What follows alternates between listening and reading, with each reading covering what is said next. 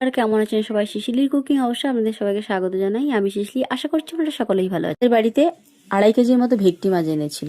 ভেটকি মাছের ওপরের অংশটা রেখে দিয়েছি, নিচের যে অংশটা 800 থেকে 900 গ্রামের মতো হবে বোধহয়। এইভাবে মাছটাকে কেটে নিচ্ছি। আমার মাছ কাটতে খুব ভালো লাগে আর কি। আজ বানাবো ভেটকি মাছের কাটলেট, তার জন্য মাছটাকে এইভাবে ছোট ছোট করে কেটে নিয়েছি। এরপর একটা মশলা বানিয়ে নিচ্ছি মিক্সির জারের মধ্যে।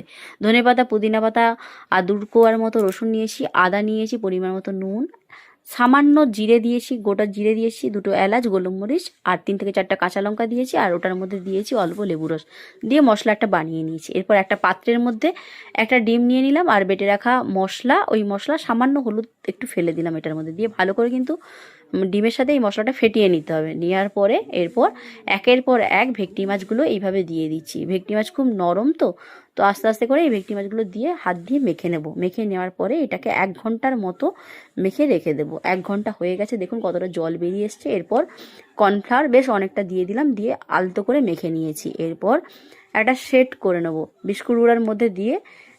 যে যার মতো করে আকার দিতে পারেন, কেউ গোল, কেউ রাউন্ড, কেউ, আমি চ্যাপ্টা আকারের করে নিলাম। এইভাবে সেট করে নিয়েছি।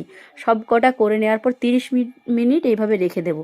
এবার গ্যাস জ্বালিয়ে বেশ কড়াইয়ে তেল দিয়ে দিয়েছি অনেকটা। তেলটা যখন খুব গরম হয়ে যাবে গ্যাসটা কমিয়ে দিলাম, দিয়ে মিডিয়াম টু লো ফ্লেমে এটাকে ভাজবো আর কি। সব কটা এইভাবে ভেজে নিয়েছি।